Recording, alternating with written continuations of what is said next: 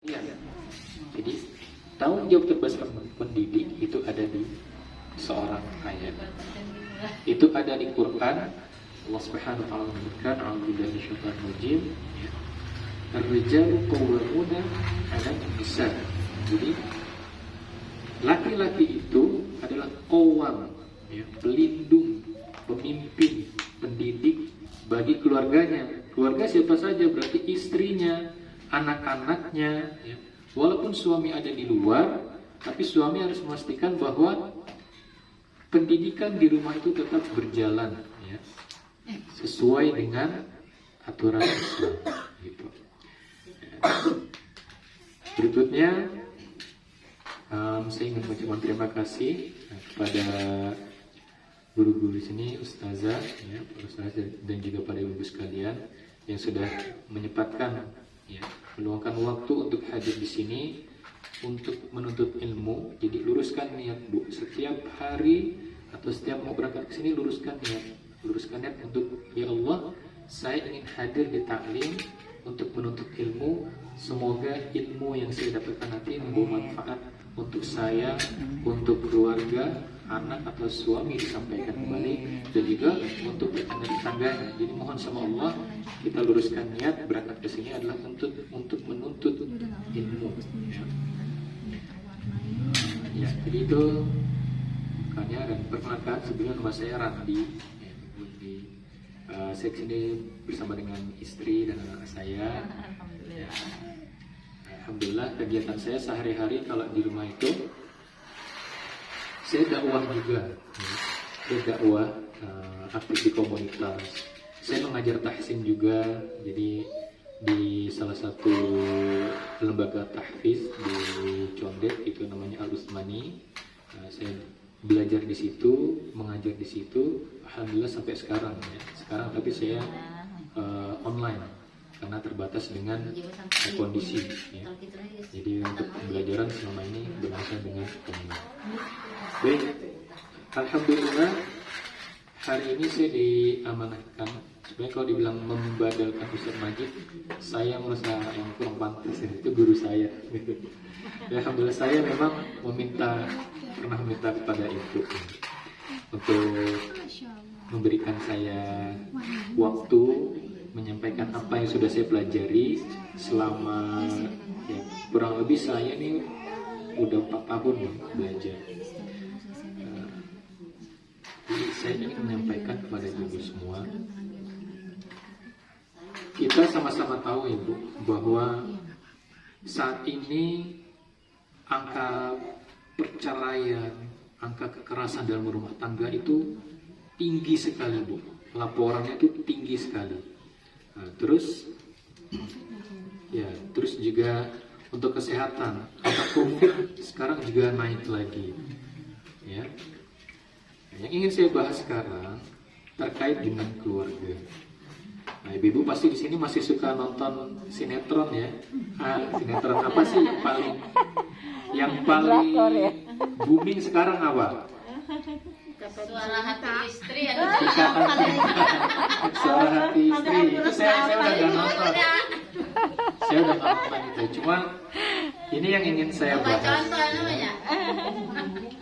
Jadi pun kalau saya lagi ke rumah orang tua saya itu sinetron masih nyala, Bu. Nah, itu masih ada. Suara hati istri. Kalau perangkai kata nggak penting yang bagus baik. TV. Jadi kalau nggak ada kegiatan, yang ditonton sinetron, gitu ya.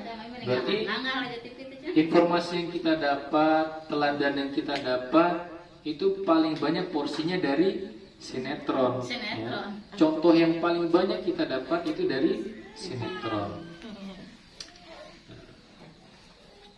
Hari Jumat lalu saya baru belajar bahwa Allah Subhanahu wa taala itu menanamkan cinta dalam diri manusia itu ada 3, ya. Ada berapa, Bu? 3, ya. Yang pertama itu namanya, ini dalam bahasa Arab, ya, cinta naluri nau ini apa? Rasa cinta yang Allah tanamkan dalam diri manusia, ya, terhadap manusia-manusia yang lain. Contoh, istri terhadap suami, suami terhadap istri, orang tua terhadap anak, anak terhadap orang tua, seperti itu ya, terhadap saudara, pokoknya sesama manusia. Nah, itu namanya cinta atau rizah naluri ya istilahnya. Kenapa saya membahas ini? Cinta terhadap manusia, cinta terhadap manusia itu bisa membawa pada penderitaan. Kenapa? Contohnya gitu, misalkan ibu cinta terhadap suami, nikah sama suami, dulu alasannya apa? Biasanya karena cinta sama suaminya, ya. Kalau belum cinta, terus lama-lama bisa tumbuh setelah menikah karena terbiasa hari-hari. Kenapa? Karena suami saya perhatian, karena suami saya belikan sesuatu yang saya suka, karena suami saya memberikan penghidupan yang cukup. Nah, itu tumbuh cinta terhadap suami sebabnya itu. Kenapa cinta sama anak?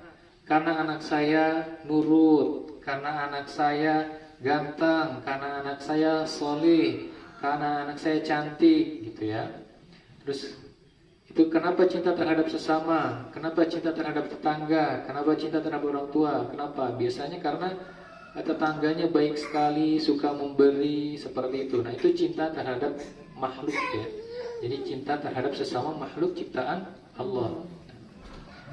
Cinta terhadap makhluk nih Bu, itu bisa berbunga-bunga sekali, bisa dalam sekali, bisa tinggi sekali ya.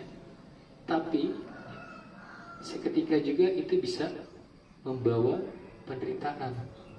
Kayak gimana contohnya? Ya, awal-awal nikah cinta sama suami, suami memberi perhatian, suami mencukupi kehidupan kita. Nah, terus setahun, 2 tahun, perhatiannya mulai luntur nih Ibu, mulai berkurang. Ya mungkin atau sebaliknya, tapi kita bicara dari sudut pandang Ibu dulu.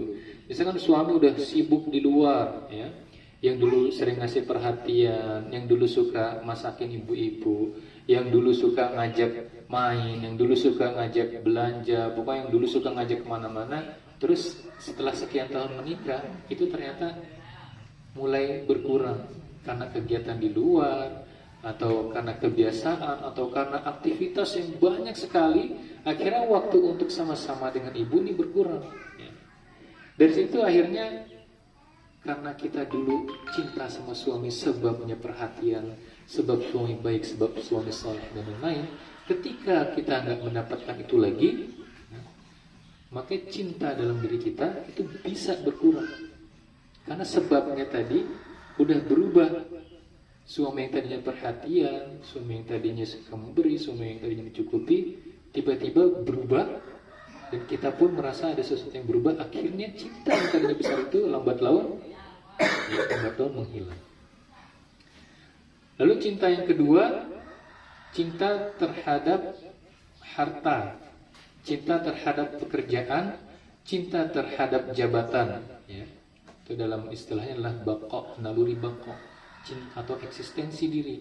Kita cinta kepada pekerjaan kita, pokoknya sehari itu kalau nggak kerja pokoknya susah sekali, banyak waktunya di luar pokoknya. Akhirnya keluarga nomor 2, pokoknya kerja terus ya. Misalkan suami nih di luar pokoknya kerja, pas sampai rumah udah capek gitu ya.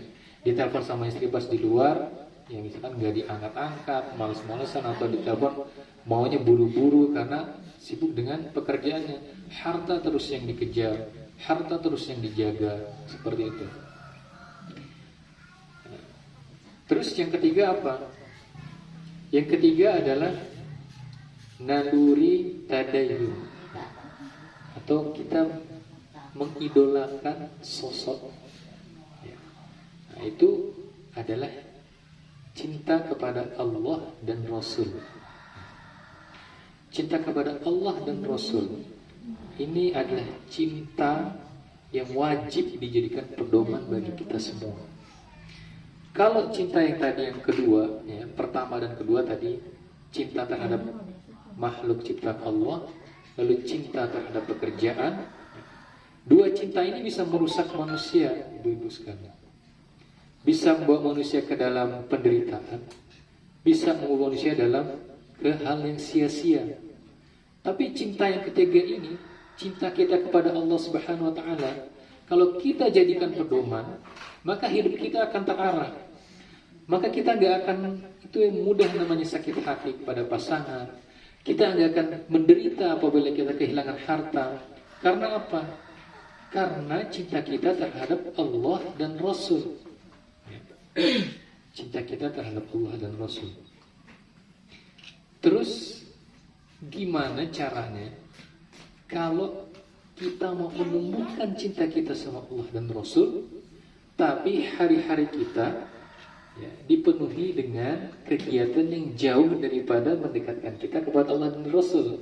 Misalkan, gimana kita mau anak-anak kita solih sementara kitanya sibuk nonton sinetron? Gimana mau kita anak-anak kita solih sementara ayahnya nggak pernah ngajarin? Gimana mau suami kita solih, gimana mau istri kita solih sementara kita disibukkan sama hal-hal yang menjauhkan kita dari Allah dan Rasul? Itu nggak akan pernah ketemu. Kita mau anak kita soleh, kita mau anak kita kalau waktunya sholat itu sholat. Tapi orang tua ketika azan masih sibuk. Aduh ya Allah, itu kenapa sih, siapa namanya kalau dikatakan cinta tuh, kenapa sih harus begitu adegannya? Aduh nanti ini lagi sibuk nih, aduh tanggung. Gimana kita mau menunjukkan itu? Gimana anak-anak itu akan mengidolakan siapa, orang siapapun yang terus-terus informasinya, fotonya, videonya diceritain ke anak itu. Anak itu bisa mengidolakan orang tuanya, ayah ibunya. Karena apa? Sehari-hari melihat ayah ibunya, dia kagum dengan ayah ibunya. Jadi kalau kita mau pasangan kita, anak-anak kita menjadi hamba Allah yang taat terhadap Allah, terhadap Rasul, maka munculkan kehidupan Rasul dulu seperti apa dalam keluarga. Munculkan sosok Rasulullah itu dalam keluarga. Contohkan, anak itu nggak perlu disuruh, Bu. Waktunya sholat, jangan disuruh sholat. Ini saya pesan ya, Bu. Jangan anak-anak disuruh sholat sama ngaji sebelum kitanya sholat dan ngaji. Jadi anak-anak itu bukan disuruh, tapi diteladani, dicontohkan. Coba ya, ibu nggak usah ngomong ke anak-anak. Sholat, waktunya sholat, ngaji, ini baca Quran, dan kehidupan sehari-hari mencontoh Rasulullah. Nanti lambat laun insya Allah ketika waktunya sholat, anak ikut sholat. Atau ketika sudah masuk waktunya sholat, orang tua lupa, anak mengingatkan sudah masuk waktu sholat. Jadi anak itu sebenarnya nggak perlu disuruh, apalagi kalau masih prabalik. Prabalik itu usia yang belum balik. Biasanya kalau usia balik itu kan 15 tahun, dalam Islam itu biasanya 15 tahun. Kalau anak belum 15 tahun, terkait dengan kecintaan terhadap Allah, bagaimana menumbuhkannya, itu bukan kita suruh, tapi kita contohkan. Kalau mau anak-anak taat sama Allah, kalau mau anak-anak taat kepada Rasulullah, cinta kepada Rasulullah, mengikuti apa yang Rasulullah ajarkan, kita dulu contohkan. Contohkan pada saat kita beribadah, kita nikmat sekali kita sholat. Contohkan hari-hari kita mencontoh Rasulullah. Nah, gimana kalau kita mau mencontohkan Rasul, tapi kita sendiri nggak kenal sama Rasul? Gimana mau menerapkan hari-harinya Rasul, kalau kita sendiri nggak belajar bagaimana hari-harinya Rasul? Bagaimana Rasulullah dalam mendidik sahabat? Bagaimana Rasulullah dalam menjaga dirinya? Bagaimana Rasulullah dalam mendidik pasangan? Bagaimana Rasulullah dalam mendidik anak-anaknya? Gimana kita mau memiliki keturunan yang soleh-solehah, yang taat, kalau sosoknya Rasul nggak kita hadirkan, sosoknya Rasul nggak kita contohkan? Sementara